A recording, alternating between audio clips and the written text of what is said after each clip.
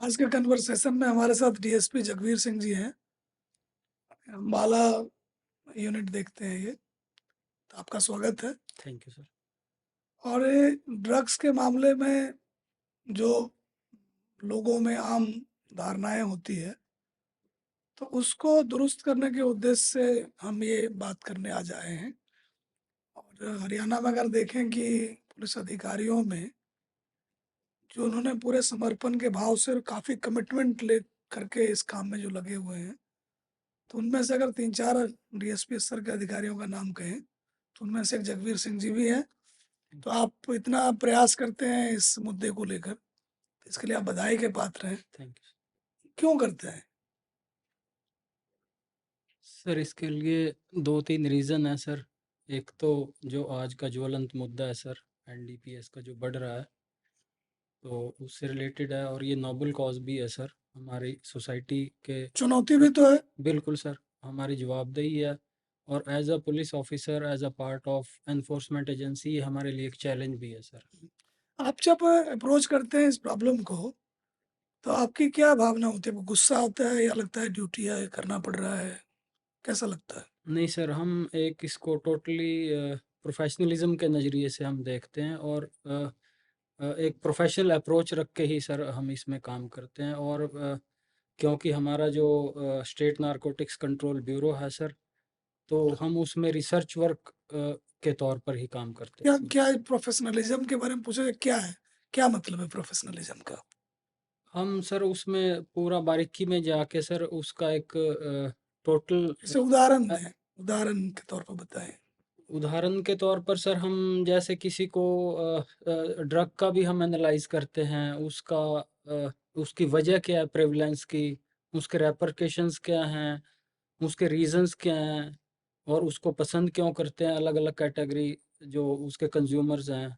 और फिर उसको उसकी चेन में थ्रू आउट जाते हैं, और उसके लॉ एंगल से, और उसका जो अ, एक लॉ इन्फोर्समेंट के नज़रिए से हम उस पे पूरा रिसर्च करते हैं सर। हम्म, मैंने ऐसे तीर तुक्का नहीं है कि जब भी कोई बात होती है तो पूरी चेन आप खंगालते हैं और उसका सपोर्ट नेटवर्क है, उसकी बिल तरफ जाते हैं। बिल्कुल सर। तो आइडिया रहता है कि top to bottom, bottom to top जाएं, बिल्कुल सर। फाइनेंशियल इन्वेस्टिगेशन करें। बिल्कुल, उसमें थॉट बहुत अच्छा। जाते हैं सर। जी। अच्छा, एक चीज़ बताएं कि जो किस तरह के ड्रग का प्रचार प्रसार हरियाणा में है? सर अगर हम करंट ईयर में जाएँ तो जैसा हमारे ट्रेडिशनल नशे थे, ओपीएम है या ये कि हेरोइन भी है, या ओपियोइड्स जितने भी हैं, उसका एक सब्स्टिट्यूट आ रहा है सर, फार्मा ड्रग्स। तो क्योंकि वो थोड़ा इकोनॉमिकल भी है और ईज़िली अवेलेबल है सर, जी। और डाइवर्जन्स हो रही हैं, तो उसका अब थोड़ा चलन बढ़ रहा है सर हरियाणा में सर। हम्म। क्या कितना लग रहा है कि कितने लोग, कितने प्रतिशत लोग इस काम में, अगर कंज्यूमर 100 हैं, कितने लोग फार्मा ड्रग के आदी हैं? सर इसमें अगर हम इसी साल का डाटा देखें तो around 35 to 40% sir registration pharma drugs की हो रही है सर। जी। और उसमें अगर थोड़ा सा और डीप जाएं तो ये थोड़ा इकोनॉमिकल चीपर है सर। तो इसमें इकोनॉमिकली जो कंपैरेटिवली पुअर सेक्शन जो है सर, वो ज़्यादा इसमें इंडल्ज हो रहा है सर। ये क्यों, जो लोग दवाई बेचने वाले लोग हैं, तो क्या लगता है ये जहर की तरह क्यों बेच रहे हैं दवाई लोगों को? सर बेसिकली मैन्युफैक्चरिंग का जो पर्पस है वो तो सर एक जो पेशेंट्स हैं सर, बेसिकली उनके लिए एक पेन मैनेजमेंट मेडिसिन के तौर पे तैयार की जाती है। जी। बट सर जो कि जो अडिक्ट्स हैं वो फिर इसको एक नशे के सब्स्टिट्यूट के तौर पे यूज़ करने लग पड़े हैं सर। जैसे मैन्युफैक्चरर है सर, मैन्युफैक्चर से दवाई जाएगी होलसेलर को, होलसेलर से फिर अलग अलग रिटेलर्स को जाएगी, रिटेलर से फिर और नीचे जाती है, फाइनली कंज्यूमर तक आते हैं। उसमें 5-6 लेयर्स आती हैं सर। तो किसी भी लेवल पे जाके वो डाइवर्जन होने लग जाती है, उसकी इलीगल सेल होनी शुरू हो जाती है सर। तो इसमें सर अलग-अलग चैनल्स को हम देखते हैं ड्यूरिंग इन्वेस्टिगेशन, कहाँ से डाइवर्ट हुई है दवाइयाँ सर। जब इन्वेस्टिगेशन हम करते हैं तो top to bottom, bottom to top, हम डाइवर्जन पॉइंट ही हमारा टारगेट होता है सर। कोई उदाहरण, कोई पर्टिकुलर कोई मुकदमा जो बड़ा आपने मेहनत से किया हो, तो उसका कोई उदाहरण देना चाहेंगे आप? सर रिसेंटली हमारे 3-4 केसेस हैं सर। एक छछरौली थाना में हमने पिछले महीने ही 20 जून को रजिस्टर किया था सर, कॉमर्शियल क्वांटिटी में सर। हमें कोई इन्फॉर्मेशन मिली थी कि हमारे जो पोर्टल हैं सर, जिनको हम पब्लिसाइज़ करते हैं, उनके थ्रू हम गए थे। वो एक एडिक्ट थे, उसको हम विक्टिम के तौर पे हम उसको मानते हैं सर। और उसको जब विक्टिम के तौर पे ट्रीट किया, उसकी काउंसलिंग की सर हमारे स्टाफ ने जाके वहाँ पे। तो हमने उसका बेसिकली चेन पकड़ने की कोशिश करी। तो उसको जहाँ से सप्लाई मिल रही थी सर, उसका हमने एनालाइज़ किया, तो वो थोड़े बड़े लेवल पे, कॉमर्शियल लेवल पे वो सप्लाई करता था ड्रग्स। तो जब उसका हमने ट्रैप लगाया, तो उसे ट्रामाडोल के कॉमर्शियल क्वांटिटी के सीज़र हुआ सर। उसके बाद छछरौली पुलिस स्टेशन में, डिस्ट्रिक्ट यमुनानगर में उसका क्राइम का रजिस्ट्रेशन करवाया सर। फॉरवर्ड लिंक में भी उसमें अरेस्ट हुई है सर। जब बैकवर्ड लिंक में हमने गए, तो वो वेस्टर्न यूपी में चला गया सर। सहारनपुर में अभी रिसेंटली हमारी उसमें अरेस्ट हुई हैं सर। उसमें एक इलीगल जो मेडिकल शॉप चलाता था सहारनपुर डिस्ट्रिक्ट में सर, उसको अरेस्ट किया सर। वहाँ से फिर उसने एक और मेडिकल शॉप के ओनर को अरेस्ट करवाया सर। अभी उसकी इंटेरोगेशन में एक और फर्दर एक और होलसेलर का नाम आया जो सहारनपुर में है सर। तो ये सर, जब हम बैकवर्ड चेन पकड़ते हैं, तो ये फिर हम मैन्युफैक्चरर तक जाते हैं पूरा। आप क्या समझते हैं, जितने ये दवा की दुकान वाले हैं, तो क्या सारे इस काम में लग रहे हैं? नहीं सर, इसमें सारे तो नहीं लग रहे हैं सर, बट लेकिन इंटेंशनली काफ़ी लोग इसमें, क्योंकि सर इसमें जैसे अगर जो टैबलेट, अगर ट्रामाडोल की बात करें, मैन्युफैक्चरर अगर उसको 1 रुपए में होलसेलर को बेचता है, तो इसमें 4, 5, 6, 7, 8 तक जाते जाते वो 40 रुपए तक, जो एडिक्ट है, 40 रुपए तक टैबलेट वो बिकती है। और हर लेवल पे अगर ट्रामाडोल हाइड्रोक्लोराइड की बात करें, तो 240 कैप्सूल्स का एक बॉक्स आता है। तो उसमें अराउंड 200 से 300 रुपए और या 500 रुपए तक का भी एक मार्जिन रखते हैं सर, ये जो पेडलर्स होते हैं। कि मतलब एक एंड से खरीदी और अगले एंड तक बेचने के लिए वो सिर्फ उसमें 300 या 400 रुपए मार्जिन कमा लेते हैं सर। ये स्टोर से भी होती है, स्टोर में भी प्रिस्क्रिप्शन ना हो तब भी बेच देते हैं दवाई, पता है ये नशे का आदी है तब भी करते हैं, ऐसा भी होता है? बिल्कुल सर, अगर हम एनडीपीएस एक्ट की बात करें, तो एनडीपीएस एक्ट में अराउंड 39 जो टैब दवाइयाँ हैं, वो नोटिफाइड हैं कि वो एनडीपीएस के अंडर रखी हुई हैं। अगर लाइसेंस्ड परमिसेस के अलावा उनको कहीं और से बेचा जाए, तो एनडीपीएस एक्ट प्रिवेल करेगा। और अदरवाइज उसमें कुछ इरेगुलरिटीज़ के साथ लाइसेंस्ड परमिसेस से भी बेची जाएँ, तो उसमें फिर ड्रग्स एंड नारकोटिक्स एक्ट उसमें प्रिवेल करता है। उसमें पुलिस की कॉग्निजेंस नहीं होती है। बट जब एनडीपीएस उसमें अगर प्रिवेल करेगा, तो फिर पुलिस की कॉग्निजेंस आती है सर।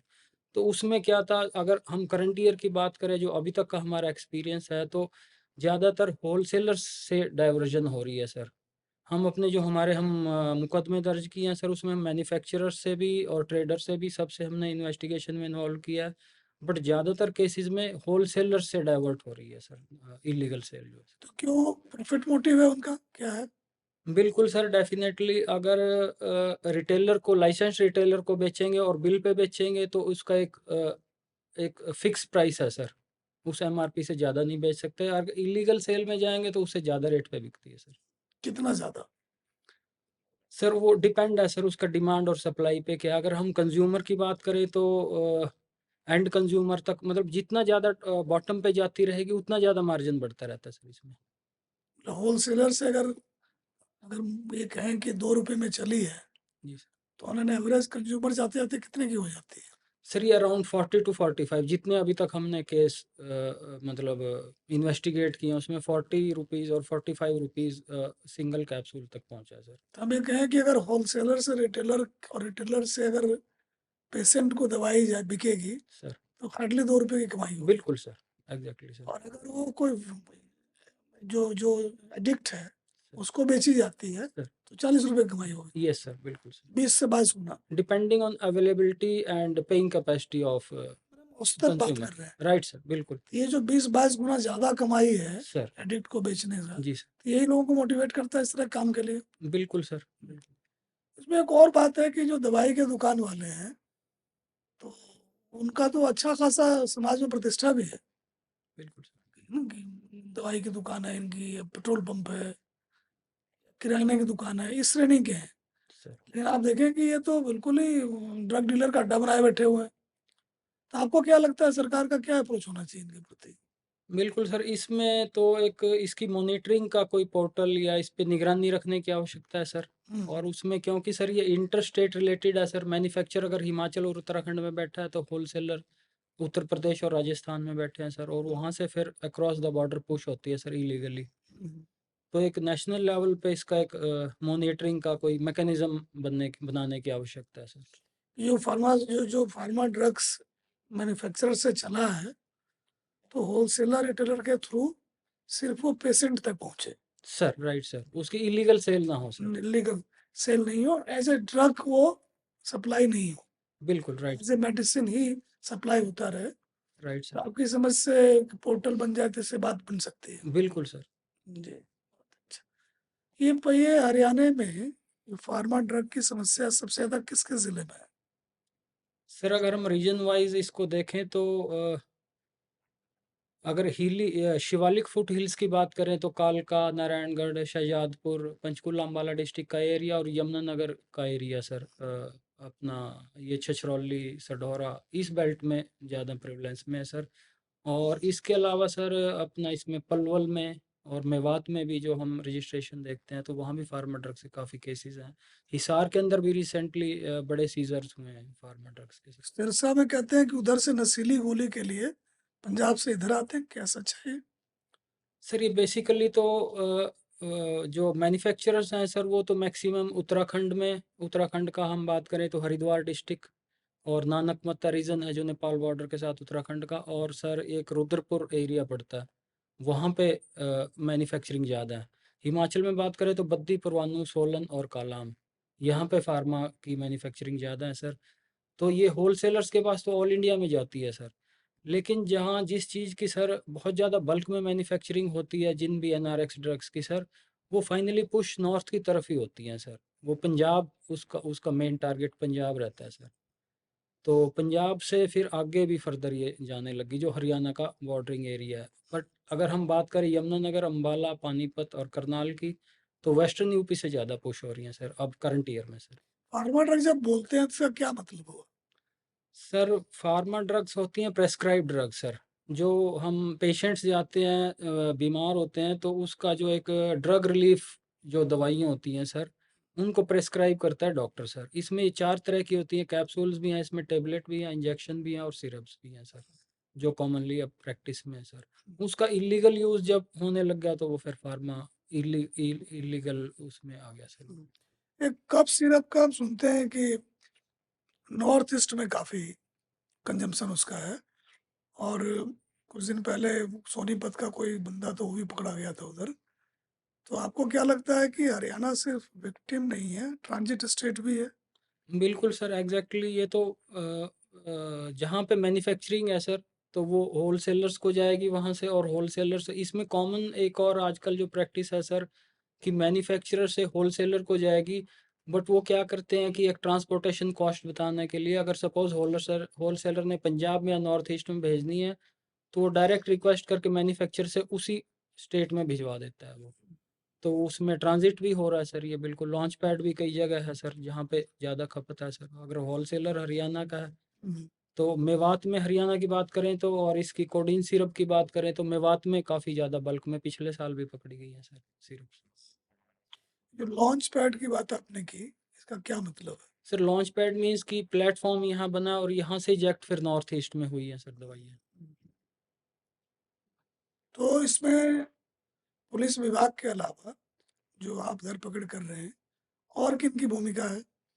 सर हमारा कोऑर्डिनेशन एनसीबी से रहता है सर, बहुत अच्छा हमारा उनके साथ कोऑपरेशन है सर। हम कैपेसिटी बिल्डिंग में भी एनसीबी को यूज़ करते हैं सर। उनके जो सक्सेस स्टोरीज़ हैं सर, हमें रिसेंटली हमने जो हमारे नोडल ऑफिसर्स हैं पूरी स्टेट के, उनके साथ मीटिंग भी की थी। एनसीबी अमृतसर का सर एक बहुत अच्छा केस था कि उन्होंने वहाँ पे एक कॉमर्शियल कैच की थी 4 अलग-अलग अमृतसर में, और उसकी रूट्स जो थी वो हरिद्वार की जो ये फार्मा हब है वहाँ पे थी, ऋषिकेश में उन्होंने फैक्ट्रीज पकड़ी थी, और फिर उसकी आगे फर्दर रूट्स थी सर लखनऊ में और नॉर्थ ईस्ट में और बंगाल में सर। तो एनसीबी बहुत कोऑपरेट करता है सर, और एनसीबी हमें सर इनपुट्स भी देता है रिगार्डिंग। अभी अगर हम चरस की बात करें तो एक मनाली में सर, हिमाचल में जो कुल्लू वैली और पार्वती वैली है वहाँ की चरस बड़ी पॉपुलर है, स्पेशली यूरोपियन कंट्रीज़ में सर। तो उन्होंने हमें एक छोटा सा इनपुट दिया था, उसको हमने मैच्योर किया था, और वो ट्रांजिट में थी सर कॉमर्शियल क्वांटिटी की चरस, जो कसौल से दिल्ली जाने वाली थी। उसको हमने सर अपना डेवलप करके इन्फॉर्मेशन को, और हमने इंटरसेप्ट करके कुरुक्षेत्र में उसको पकड़ के सर, उसमें हमने 5 गिरफ्तारियां भी करी हैं सर अभी तक, कुछ और आगे भी पेंडिंग है उसमें रेस्ट से। आपको नहीं लगता कि फार्मा का जो स्टेट लेवल का यूनियन कोई होगा, एसोसिएशन, सर तो उनको आगे आना चाहिए, और जैसे बार काउंसिल होता है, सर मेंबर्स सर नियम के तहत काम करें, तो उनको भी आगे आना चाहिए। बिल्कुल सर, इनका एसोसिएशन है, डिस्ट्रिक्ट लेवल की एसोसिएशंस और फिर स्टेट लेवल की एसोसिएशंस भी हैं सर। वो बहुत, ये लोग अच्छा इसमें रोल प्ले कर सकते हैं सर। जैसे हम अवेयरनेस प्रोग्राम्स करते हैं, तो हम इनके साथ भी मीटिंग्स करते हैं, कोऑर्डिनेशन करते हैं, हमें इनका कोऑपरेशन भी मिलता है बहुत ज़्यादा। तो इस सबको इकट्ठे करके ये भी सबको इस चीज़ का सुझाव देते हैं कि इलीगल और इलिसिट प्रैक्टिसेस में इंडल्ज ना हो सर। आप मोटा मोटी ये बताएं कि अगर एक जिले में 100 रिटेलर है, तो उसमें से आप होलसेलर की बात कर रहे हैं, वो डाइवर्जन ज्यादा करते हैं, सर तो आपको क्या लगता है किस स्केल तक डाइवर ये सबवर्सन है? सारे होलसेलर इस काम में लग रहे हैं, या कोई बोनाफाइड बिजनेस भी करते हैं? सर अगर हरियाणा की बात करें तो हरियाणा में तो इस तरह की कोई आई नहीं। कुरुक्षेत्र में एक होलसेलर पिछले साल पकड़ा गया था सर। बट अगर यूपी की बात करें, नेबरिंग स्टेट है सर हमारी, वेस्टर्न यूपी में सर, तो हमारे इस साल के जितने भी मुकदमे हैं सर अम्बाला रेंज के, उनकी रूट सारी डाइवर्जन का जो ओरिजिन था वो वेस्टर्न यूपी है सर। तो हमने अगर वहाँ का थोड़ा स्टडी भी की है सर कि वहाँ पे फार्मा ड्रग्स लेने का क्या प्रोसीजर है सर। तो उसमें नॉर्मली क्या होता है कि एक वो अप्लाई कर सकता है कोई भी आदमी, उसको कोई स्पेसिफिक डिग्री की मिनिमम की कोई ज़्यादा आवश्यकता नहीं है। तो स्पेशली होलसेल ड्रग लाइसेंस की हम बात करें तो 3 साल का उसका एक टाइम लिमिट होती है, उसके बाद रिन्यू होता है सर। उसमें क्या करते हैं कि एक रेंट पे कोई भी शॉप ले लेते हैं, वहाँ फोटोग्राफी हो जाता है, इंस्पेक्शन करवा देते हैं, वहाँ के जो एफडीए के ऑफिसर हैं वो इंस्पेक्ट कर लेते हैं, वो अपनी रिपोर्ट बना के भेज देते हैं, जो मिनिमम टैक्सेस होती हैं या कोई जीएसटी का नंबर है वो सारी फॉर्मेलिटीज़ कर लेते हैं। बट कॉमन जो प्रैक्टिस है वो क्या करते हैं कि वो 2 4 या हफ्ता ही उस दुकान से ऑपरेट करते हैं, अदरवाइज वो फिर डॉक्यूमेंटेशन में तो ऑपरेट करते हैं सर, बट अदरवाइज वो ऑपरेट कहीं और से बैठ के करते हैं सर। प्रैक्टिकली फिजिकली जब हम वहाँ रेड करते हैं तो वहाँ कुछ भी नहीं मिलता सर। जाहिर है कि अगर 20 गुना कमाई हो, अगर एक आप रिटेल के थ्रू ऑपरेट करें और एक सीधे ऑपरेट करें, तो उनका प्रलोभन में आना स्वाभाविक है। जिला पुलिस को आप क्या कहना चाहेंगे, जिला पुलिस को क्या करना चाहिए इसमें? सर डिस्ट्रिक्ट पुलिस भी इसमें बहुत अच्छा रोल प्ले कर सकती है सर। सबसे पहले तो इंटेलिजेंस की हम बात कर सकें, इंटेलिजेंस का अगर हम देखें सर, मेरा जो अभी तक एक्सपीरियंस है कि इसमें कुछ एक लोग होते हैं जो एक चेन जिन लोगों की है हर डिस्ट्रिक्ट में। सपोज हम बात करें ऑटो ड्राइवर्स की सर, अगर हम यमुनानगर डिस्ट्रिक्ट की बात करें तो उसमें जो ऑटो ड्राइवर्स हैं वो एक इसका जो ड्रग प्रेवलेंस का है कि वो आगे से आगे जो बिक्री होती है वो लोग बेचते हैं, और अफेक्टेड भी वही लोग सबसे ज़्यादा है। तो एक ऑटो ड्राइवर एवरी ऑटो बात। ड्राइवर कंज्यूमर भी है और सप्लायर ट्रैफिकर यस भी है। एग्री सर, बिल्कुल बिल्कुल वही वही बात मैं कहना चाह रहा हूँ सर। कुछ जगह पे हमने देखा है सर कि कुछ ये जो मिल्क मैन है या कोई दूसरी सप्लाईज करते हैं वो लोग भी इस तरह की प्रैक्टिसेस में इंडल्ज हैं सर। कुछ जगह हम ड्राइवर्स की बात करें, अदर मतलब other than auto, specially ambulance drivers का भी कई इंटेरोगेशंस में उनकी भी इन्वॉल्वमेंट पाई गई है, उनका उनका भी एक सस्पेक्टेड रोल है। तो इंटेलिजेंस, ट्रैफिकिंग में या कंजम्पशन में? बिल्कुल सर, ट्रैफिकिंग में सर, बेसिकली ट्रैफिकिंग में सर। और ये जो लोकल डिस्ट्रिक्ट पुलिस है सर, इसमें इंटेल बहुत अच्छा डेवलप कर सकती है। तो ये अलग अलग जो कैटेगरीज हैं सर, सर्विस प्रोवाइडर्स हैं, तो इस तरह के इन पे निगरानी रखें तो बहुत अच्छा इंटेल जनरेट हो सकता है sir. One size fit all नहीं है, हर इलाके का अपना एक अलग तरीका, यस, कंज्यूमर बेस है, ट्रैफिकर मीडियम है, इस तरह की चीजें हैं। बिल्कुल बिल्कुल सर। जी। एक ये फाइनेंशियल इन्वेस्टिगेशन की बात होती है, आप बता रहे हैं होलसेलर बिजनेसमैन है, होलसेलर है, जाहिर है सब्सटेंसिव इनकम होता होगा, तो उनका फाइनेंशियल इन्वेस्टिगेशन करें, और उनको जो कमाई उनकी है उनको जब्त क्यों नहीं करते? अगर इस तरह से बड़ी कार्रवाई हो तो बाकी डरेंगे इस काम से। बिल्कुल सर, अब ये शुरू हो चुका है सर। सेक्शन चैप्टर 68F की हम बात करें तो उसमें प्रोविजन एनडीपीएस एक्ट में सर और जब टॉप टू टॉप बॉटम और बॉटम टू टॉप में हम जब जितने भी लोग अरेस्ट होते हैं तो उनका जो फैमिली ट्री है या एसोसिएट्स भी हैं तो हम उनका वेरीफाई करते हैं। अब तो रिसेंटली हमने अपना जो हमारा इंटेलिजेंस डिपार्टमेंट है उनसे भी हमने हेल्प लेनी शुरू कर दी है सर। और जो अदर स्टेट ड्रग ट्रैफिकर्स हैं तो हम ANTF अदर स्टेट्स की जो है उनसे भी हम हेल्प ले रहे हैं to identify the properties they have acquired by illegal trafficking of drugs sir. और इसमें शुरू हो चुका है सर, जो कॉम्पिटेंट अथॉरिटी है उनके पास हम सीजिंग फ्रीजिंग ऑर्डर्स हम SHOs कंसर्न्ड SHOs के माध्यम से बनाकर भेजना शुरू हो गया सर। और इससे एक बहुत अच्छा मैसेज जाएगा कि अगर आप इलीगली आपने कितनी प्रॉपर्टीज कमा भी ली हैं तो वो आपकी अपनी नहीं है। अपनी नहीं, बिल्कुल सही बात। चलिए, बहुत अच्छी बात इन्होंने कही है। हमें जो लगता है कि ये जो होलसेलर से विसंगति शुरू होती है कि अगर होलसेलर रिटेलर को दवाई दे आगे बिके तो उनकी कमाई थोड़ी होती है, लेकिन अगर वो विक्टिम्स को तो 15-20 गुना फालतू कमाई होती है सर। लेकिन है ठीक है कि आप पानी कहीं से चोरी करिए, लेकिन तालाब पर ही अगर हमला हो गया तो आप क्या कर लेंगे। तो हमें लगता पूरा विश्वास है कि आने वाले दिनों में खास करके फार्मा ड्रग के जो होलसेलर सप्लायर्स हैं और जो पकड़े गए हैं तो उनके पाई पाई का हिसाब होना चाहिए। तब आपके प्रयास के लिए हम आपको बधाई देते हैं, हमारी शुभकामना आपको, आप इसी तरह से लगे रहें। और मुझे लगता है कि आप स्टेट के लिए एक बहुत बड़ी सर्विस प्रोवाइड कर रहे हैं, बहुत बड़ा आपका योगदान है। आपको बहुत बधाई इस बात की। Thank you so much sir, thank you.